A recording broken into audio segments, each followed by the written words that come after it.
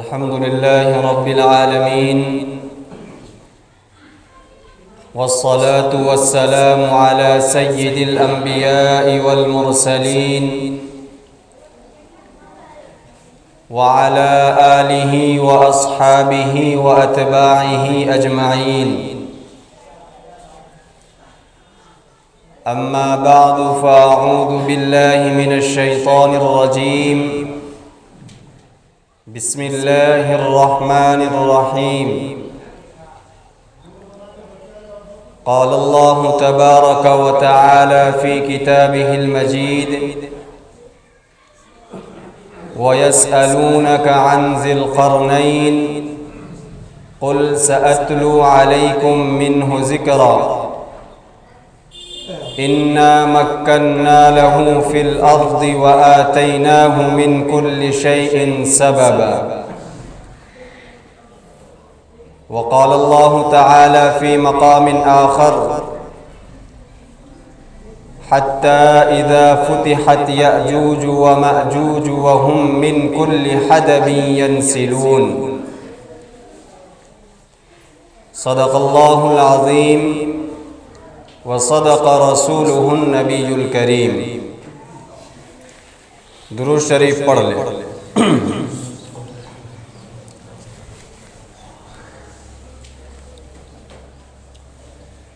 بزرگان محترم، عزیز نوجوانوں، میں نے ابھی آپ کے سامنے قرآن کریم کی دو مختلف جگہوں سے چند آیتیں تلاوت کی ہیں. ان آیتوں میں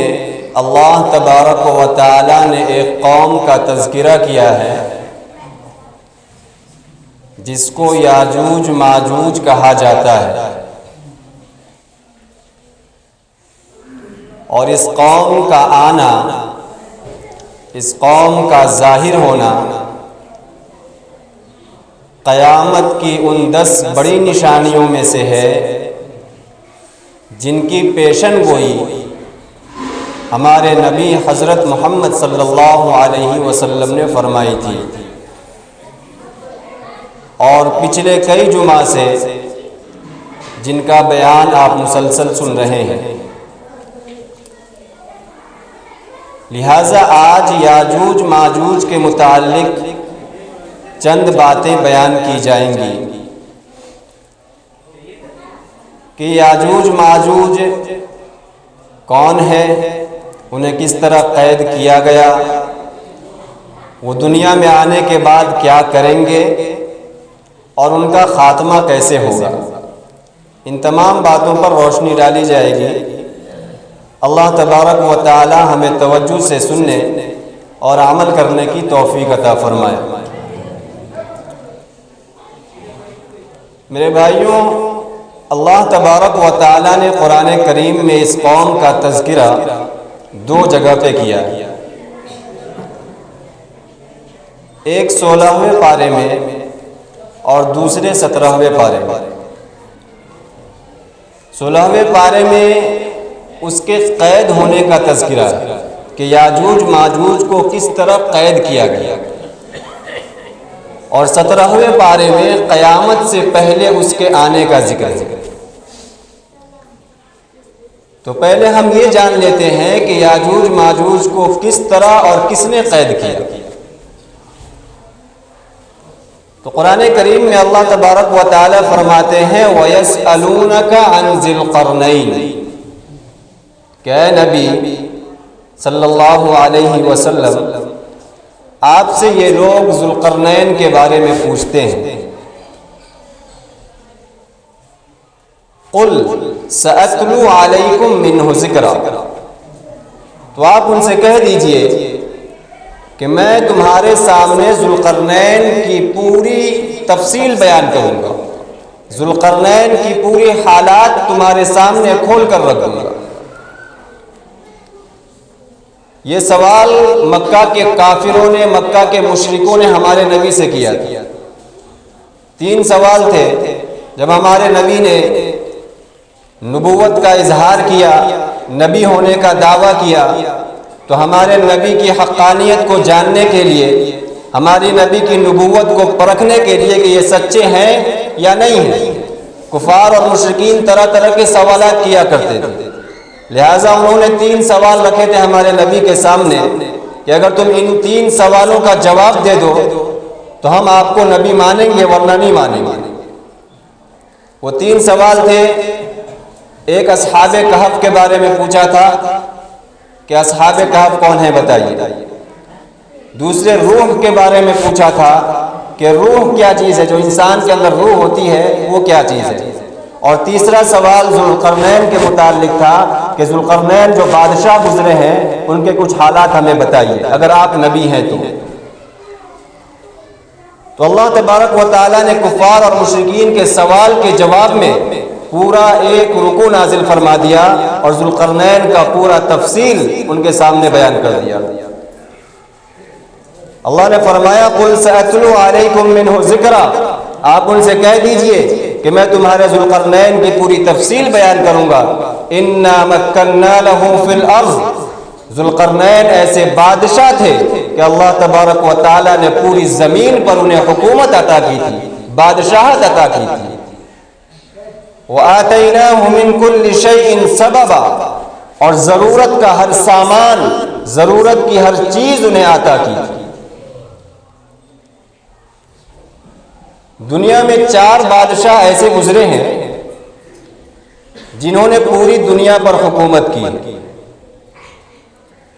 ان میں سے 2 کافر ہیں اور 2 مسلمان ہیں۔ کافروں میں ایک نمرود ایسا بادشاہ گزرا ہے جس نے پوری دنیا پہ حکومت کی۔ اس کے بارے میں آپ لوگوں نے سن رکھا ہوگا کہ اس کے خزانے کی چابیاں کئی لوگ مل کر اٹھایا کرتے تھے۔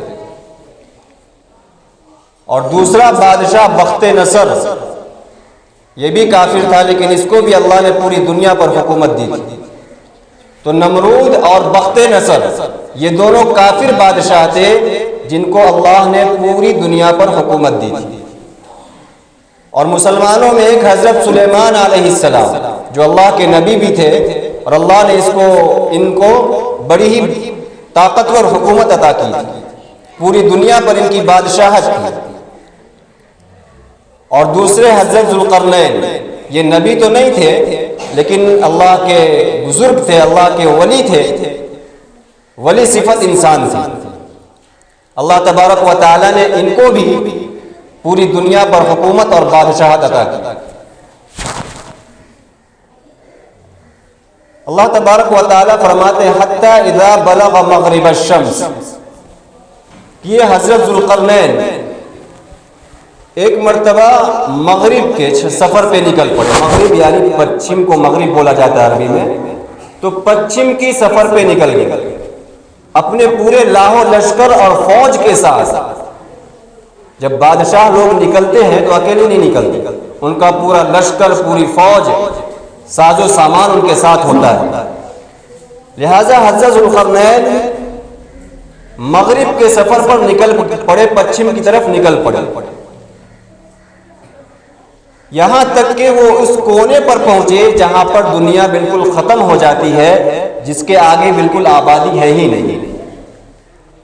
حتی اذا بلغ مغرب الشمس وجدها تغرب من عین حمیہ،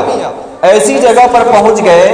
کہ جہاں سے ان کو ایسا لگتا تھا کہ سورج کیچڑ کے اندر ڈوب رہا ہے،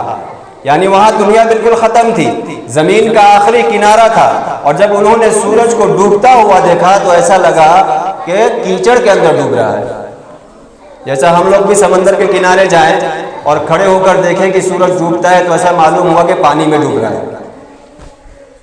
تو حضرت ذوالقرنین جب دنیا کے آخری کنارے پر پہنچے اور سورج کو ڈوبتا ہوا دیکھا تو انہیں ایسا معلوم ہوا کہ سورج کیچڑ کے اندر ڈوب رہا ہے۔ پھر آگے اللہ نے فرمایا کہ حتی اذا بلغ مطلع الشمس، یعنی جب ان کا مغرب کا سفر پورا ہو گیا اور انہوں نے مغرب کی طرف اپنی حکومت پوری قائم کر دی دنیا کے آخری کنارے تک، تو پھر انہوں نے پورب کا سفر شروع کیا، یعنی دنیا کے پورب جانب اپنا لشکر، اپنا فوج لے کر نکل پڑے اور پورب کی طرف بھی اس جگہ تک پہنچے جہاں پہ دنیا ختم ہو جاتی ہے۔ تو یہ دو سفر اللہ نے قرآن میں وضاحت کے ساتھ بیان کیا کہ ایک سفر ہوا مغرب کی طرف اور دوسرا سفر ہوا مشرق کی طرف، یعنی دنیا کے اس کنارے سے لے کر اس کنارے تک حضرت ذوالقرنین نے اپنی بادشاہت اور حکومت قائم کر دی۔ اس کے بعد ان کا تیسرا سفر شروع ہوا شمال کی جانب۔ ثم اتبع سببا، اپنے لاہو لشکر کو لے کر سامان کو لے کر حضرت ذوالقرنین شمال کی جانب سفر پر نکل پڑے۔ چلتے گئے حتی اذا بلغ بین السدین، چلتے وہ ایک ایسی جگہ پر، ایسی پہاڑیوں والی وادیوں میں پہنچے اور وہاں پہنچ کر ایک ایسی قوم کو پایا۔ وجد من دونہما قوما، ایک ایسی قوم سے ملاقات ہوئی، ایسی قوم کو دیکھا، لا یکادون یفقہون قولا، جو بات نہیں سمجھا کرتے تھے، بالکل جنگلی اور وحشی لوگ تھے۔ یعنی حضرت ذوالقرنین کی زبان وہ لوگ نہیں سمجھ رہے اور ان کی زبان حضرت ذوالقرنین نہیں سمجھ رہے، بالکل جنگلی لوگ تھے۔ لہٰذا ایک ٹرانسلیٹر کو بلایا گیا کہ آپ ان کی بھاشا ہمیں سمجھاؤ اور ہماری بھاشا انہیں سمجھاؤ، یہ کہنا کیا چاہتے ہیں۔ ایک ٹرانسلیٹر کو بلایا گیا اور وہ ذوالقرنین کی بات قوم کے لوگوں کو بتاتے اور قوم کی جو باتیں ہوتی وہ ذوالقرنین کو ترجمہ کر کے بتا دیتے۔ تو اس قوم کے لوگوں نے حضرت ذوالقرنین سے ایک فریاد کی، ایک درخواست کی، قالوا یا ذا القرنین ان یأجوج و مأجوج مفسدون فی الارض، کہ اے ذوالقرنین ان پہاڑیوں کے پیچھے ایک قوم رہتی ہے یاجوج ماجوج، جو ان پہاڑیوں کو پار کر کے تو نہیں آ سکتے، لیکن ان دو پہاڑیوں کے درمیان جو یہ کھلی ہوئی جگہ ہے، ان کے درمیان سے یہ آ جاتے ہیں اور ہماری بستی میں قتل کرتے ہیں، لوٹ مار کرتے ہیں، ہمارے کھانے کے سامان کو کھا جاتے ہیں، ہمارے پانی کے مٹکے اٹھا کر لے جاتے ہیں اور پوری بستی میں تباہی مچا دیتے ہیں۔ ہم لوگ اس یاجوج ماجوج سے پریشان ہو چکے ہیں، ان لوگوں نے ہماری زندگی کو دوبھر کر رکھا ہے۔ فَهَلْ نَجْعَلُ لَكَ خَرْجًا، آپ بہت بڑے بادشاہ ہیں، آپ کے پاس لاہو لشکر ہے،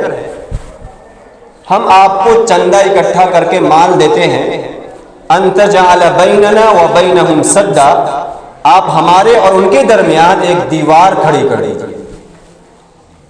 قوم کے لوگوں نے حضرت ذوالقرنین سے کہا کہ ہم آپ کو چندہ کر کے پیسہ مال جو کچھ بھی لگے گا دیوار بنانے میں جمع کر کے دیتے ہیں، لیکن آپ ہمارے اور ان کے درمیان دیوار بنا دیجیے۔ تو حضرت ذوالقرنین نے جواب دیا، قال ما مکنی فیہ ربی خیر، کہ میرے اللہ نے جو مجھے مال دیا ہے وہ میرے لیے کافی ہے۔ فَأَعِینُونِی بِقُوَّةٍ، ایک کام کرو کہ تم اپنے بازوؤں کی طاقت سے میری مدد کرو۔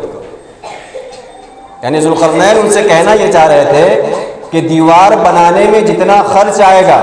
جتنا مال لگے گا، جتنا پیسہ لگے گا وہ سب میرا،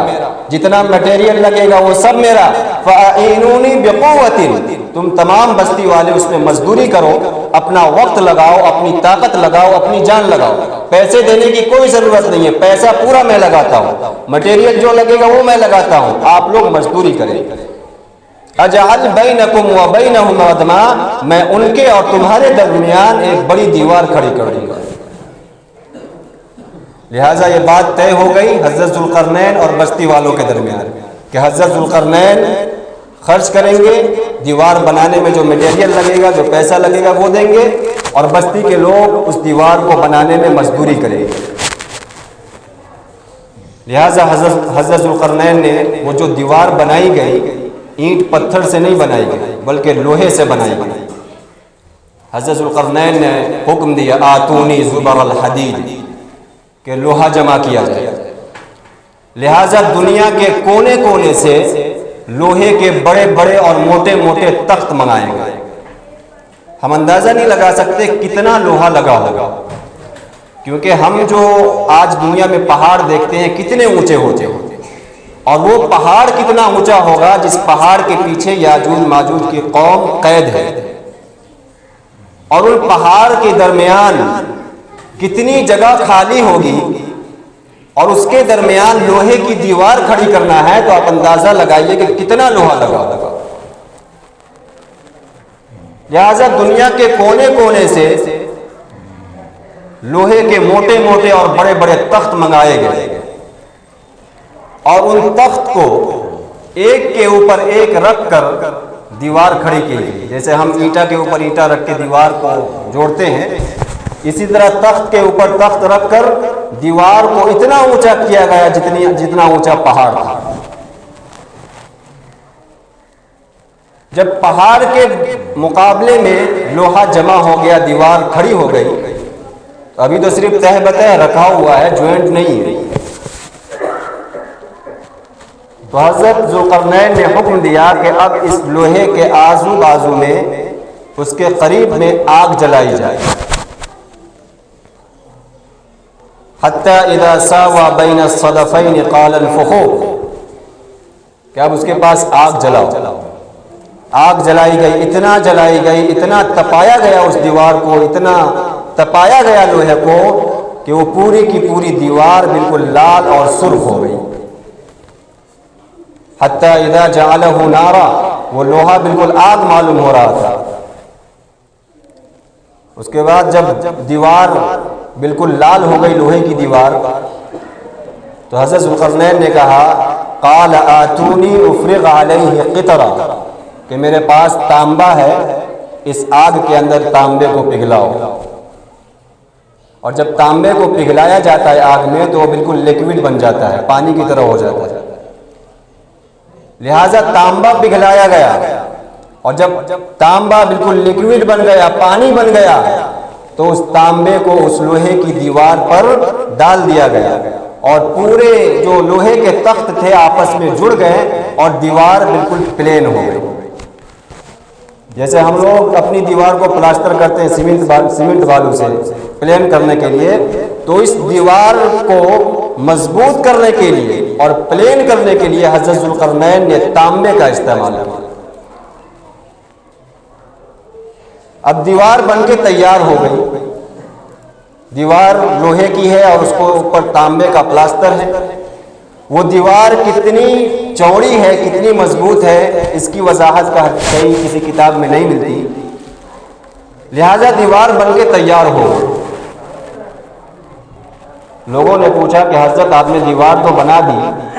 لیکن اس کی گارنٹی کیا ہے کہ وہ لوگ اس کو توڑ کے ادھر نہیں آئیں گے؟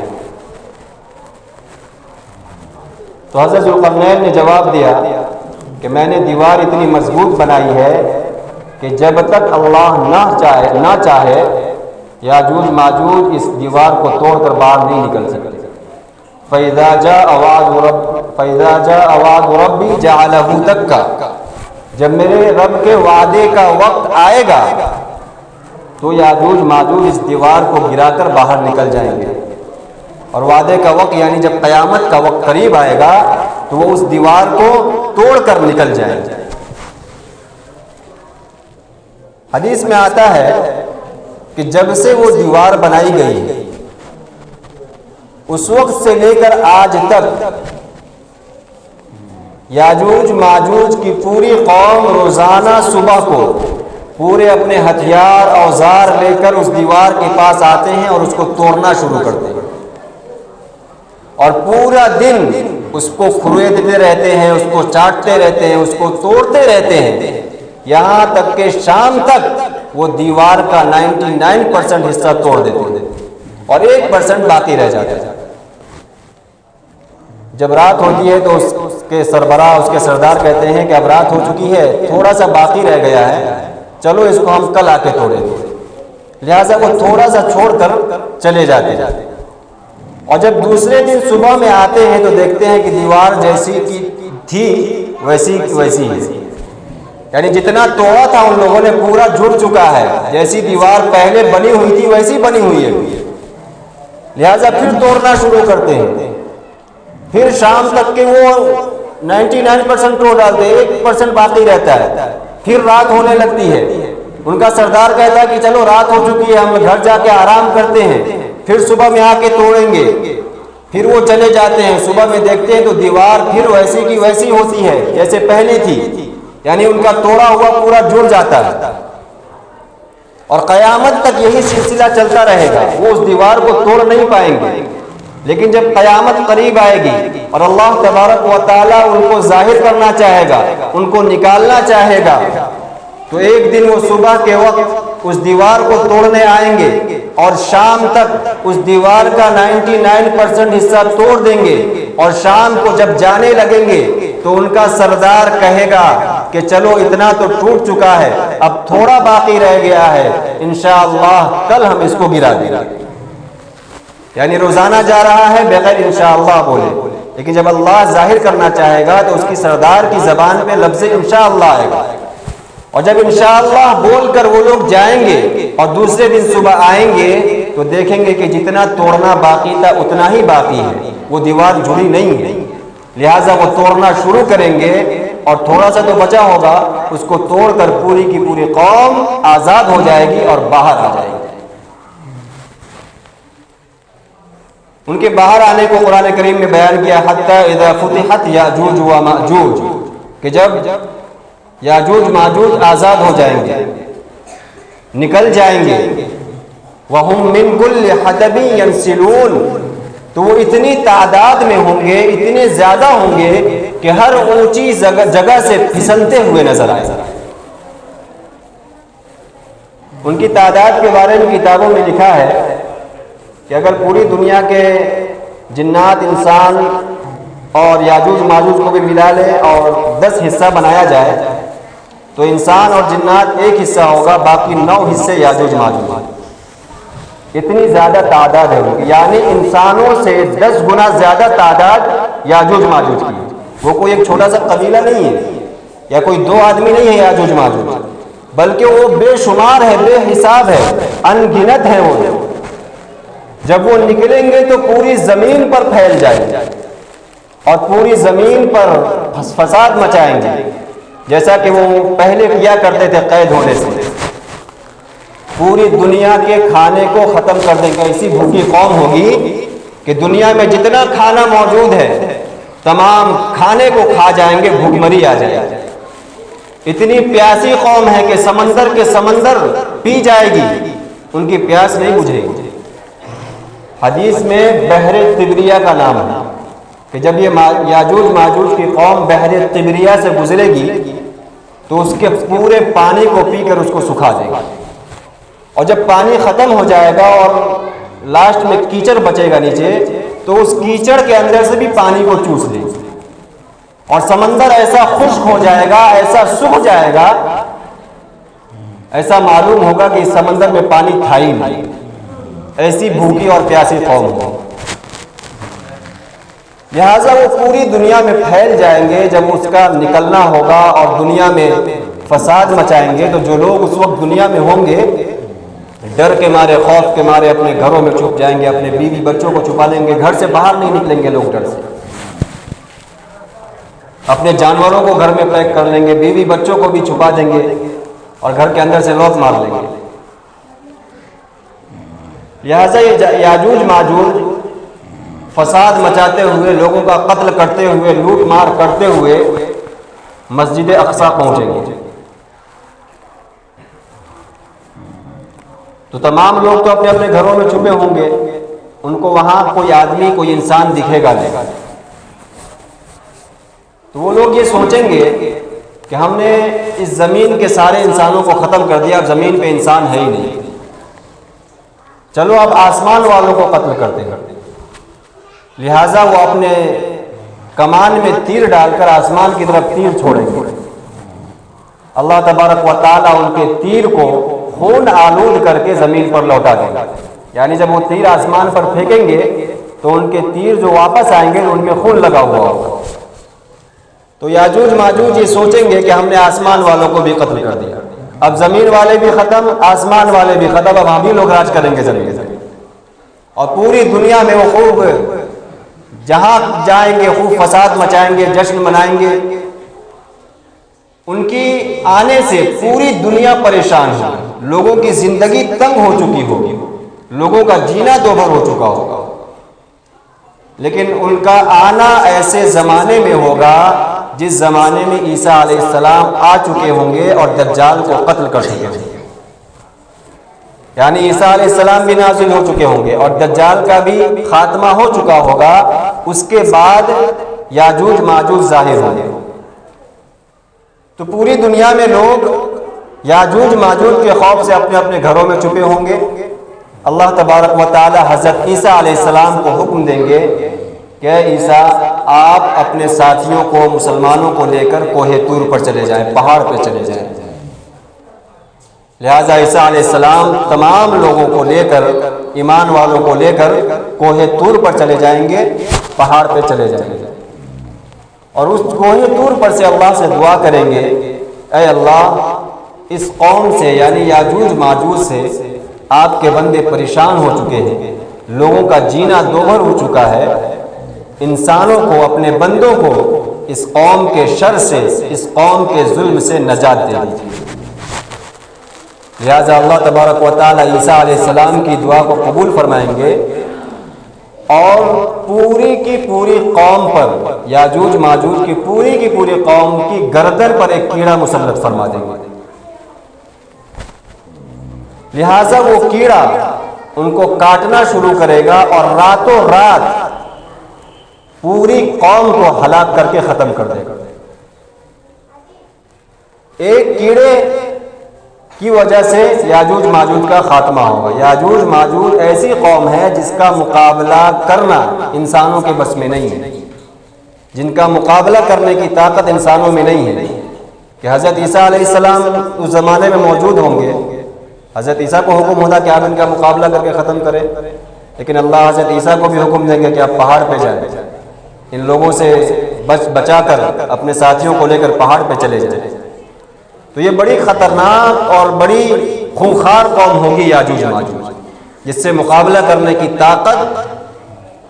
کسی انسان میں نہیں ہوگی۔ اس کا خاتمہ اللہ اپنی قدرت سے کریں گے، اس کی گردن پر ایک کیڑا مسلط کر کے۔ لہٰذا راتوں رات پوری کی پوری قوم ختم ہو جائے گی، ہلاک ہو جائے گی۔ جب صبح کو لوگ نکلیں گے باہر تو پوری زمین ان کی لاشوں سے بھری ہوگی۔ جیسا کہ میں نے بتایا کہ یاجوج ماجوج انسانوں سے 10 گنا زیادہ ہے، جتنے انسان پوری دنیا میں ہیں نا، اس سے 10 گنا زیادہ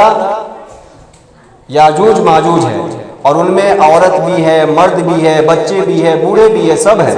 جس طرح ہمارے اندر ہے۔ تو جب اتنی بڑی تعداد میں یاجوج ماجوج مریں گے راتوں رات، تو پوری زمین لاشوں سے بھری ہوگی، اور وہ کوئی انسان ڈر سے باہر نہیں نکلے گا، کوئی ڈر سے ان کو ہاتھ نہیں لگائے گا، ان کی لاشوں کو پھینکنے کے لیے لوگوں کے پاس انتظام نہیں ہوگا،